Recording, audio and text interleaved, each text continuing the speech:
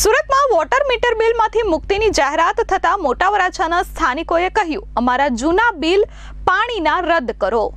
સુરતમાં સ્થાયી સમિતિએ અડધા ઇંચ સુધીના નળ જોડાણમાં વોટર મીટર બિલમાંથી મુક્તિ આપવાની જાહેરાત કરી છે। ત્યારે આ મામલે મોટા વરાછા, અમરોલી, કોસાડ સહિતના વિસ્તારોમાં અગાઉ આવેલા 1.5 લાખ સુધીના પાણી બિલ સ્થાનિકોએ રદ કરવાની માંગ કરી છે। સ્થાયી સમિતિએ જણાવ્યું હતું તે પ્રમાણે પ્રોપર્ટી ટેક્સમાં જ આ ચાર્જ ગણી લેવાશે।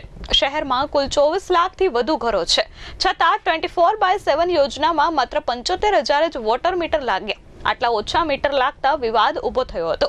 મોટા વરાછા, કોસાડ, અમરોલી, છાપરાભાઠા, વરિયાવ, પર્વત, ડુંભાલ, પુણાના 42,000 ઘરોમાં મીટરથી હાલ પાણી બિલ વસૂલવામાં આવતા હતા। તેથી સ્થાનિકો બિલ ભરતા ન હતા અને સતત વિરોધ કરતા હતા।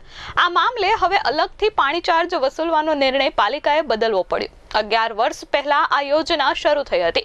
રહેણાંક તેમજ ધાર્મિક જોડાણો મળી 60,000 મીટર ધારકોને પાણી વેરા બિલમાંથી મુક્તિ મળી છે। આ વેરો 1 ઓક્ટોબરથી અમલી થશે। શહેરમાં વોટર મીટર તો લગાવાશે પણ બિલ આપવામાં આવશે નહીં। ત્યારે જે લોકોને ત્યાં વોટર મીટર લાગેલા છે તે લોકોને અગાઉ આવેલા બિલ માફ કરવામાં આવે તેવી માંગ સ્થાનિકોએ કરી છે।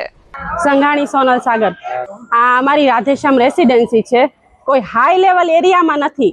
એટલે અમે એટલી જ અપીલ કરીએ છીએ કે આ એસએમસી વાળા જે લાખ 1.5 લાખ બિલ આપવામાં આવે છે ને, અમારી એવી કેપેસિટી નથી કે અમે ભરી શકીએ। કેમ કે અમે લેડીઝો પણ આખો દિવસ મહેનત કરીને અમે ઘર ચલાવીએ છીએ કેમ કે અમારા ઘરવાળાના ધંધામાં એટલી આવક નથી કે અમે ઘર ચલાવી શકીએ। એટલે અમારી એટલી જ અપીલ છે કે આ અમારા બિલ પહેલાના અને અત્યારના એ છે ને એ માફ કરવામાં આવે।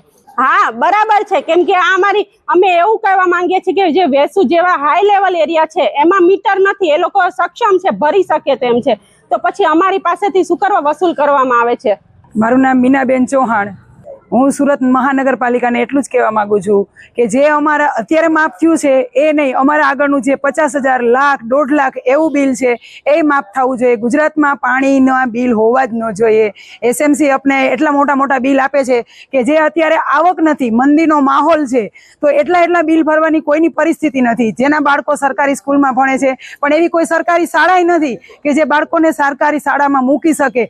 તો બહેનો રાત દિવસ મહેનત કરે છે, ભાઈઓને મંદી હોવાને લીધે રાત દિવસ બહેનોને હારે મહેનત કરવી પડે છે। તે ધાગા કટિંગમાં જાય છે, ઘર મૂકીને બહાર કામે જવું પડે છે, પોતાના બાળકોને કોઈ ઘરે સાચવવા વાળા ન હોય, તો આ કેટલી મજબૂરી કહેવાય બહેનોની કે એને એટલા ડબલ બિલ ભરવા પડે છે। તો હું એટલી જ સરકારને દરખાસ્ત કરી કે આગળના બિલ એ માફ કરે ને અત્યારે જે છે હાલમાં એ માફ કરે। જય હિન્દ, જય ભારત। મારું નામ નિલેશ ચૌહાણ, આ રાધેશ્યામ સોસાયટી છે। છેલ્લા 8-9 વર્ષથી આ સોસાયટીમાં મીટર લાગ્યા છે। દર વર્ષે નહીં, દર મહિને બિલ આવે છે અને દર મહિને 50,000 આવે, ક્યારેક 70,000 આવે, ક્યારેક 80,000 આવે। અને અત્યારનું લેટેસ્ટ બિલ જોઈએ તો 72,000 રૂપિયાનું બિલ છે અમારું। અત્યારે તો તાનાશાહી એવી છે, જો બિલ ન ભરીએ તો નોટિસો આપે, એના માટે ગમે તેમ કરી ઘરની બહેનો કામ કરે, ભાઈઓ કામ કરે, ઘરના દરેક સભ્યો કામ કરીએ ત્યારે આ બિલ ભરાય છે। પ્રોપર્ટી ટેક્સમાં આ નિર્ણય લીધો એ વાત બરાબર, પણ અમારા આગળના બિલ જે ભરવાના બાકી છે, લાખ રૂપિયા, 1.5 લાખ રૂપિયા જે બિલ બાકી છે, એ બિલ સદંતર માફ કરવામાં આવે તો અમારે માટે આ નિર્ણય બરાબર છે, બાકી તો આ નિર્ણય ખોટો કહેવાય। આ સોસાયટીમાં 32 સભ્યો છે અમે, અને બધા સામાન્ય વર્ગના છે। બધા ટિફિન લઈને સવારે હીરા ઘસવા જવાવાળા છે। ઘરે બહેનો પણ ટીકી ટાકી, રેણિયા કટિંગ કરી, ધાગા કટિંગ કરી અને પોતાનું ગુજરાન ચલાવે છે। અને અમારા વિસ્તાર આ બાળકો કોઈ પણ સરકારી શાળા પણ નથી કે અમારા બાળકો ત્યાં ભણે। અમે એને સ્કૂલની ફી ભરાવવા માટે અમારી બહેનો કામ કરે છે, માતાઓ કામ કરે છે, અને એની સ્કૂલની ફી માંડ ભરી શકતા હોય, મેન્ટેનન્સ ભરવાના 200-300 રૂપિયા મેન્ટેનન્સ આવતું હોય, એમાં પણ અમને તકલીફ પડતી હોય, ત્યારે આવા મોટા બિલ આવે તો અમારે કઈ રીતના ભરવા। મારું નામ છે રાસડિયા પ્રફુલ। સુરત મહાનગરપાલિકાએ જે નિર્ણય લીધો છે એ નિર્ણયથી અમારા જે આગળના જે બિલ છે એમને શું ફાયદો મળશે?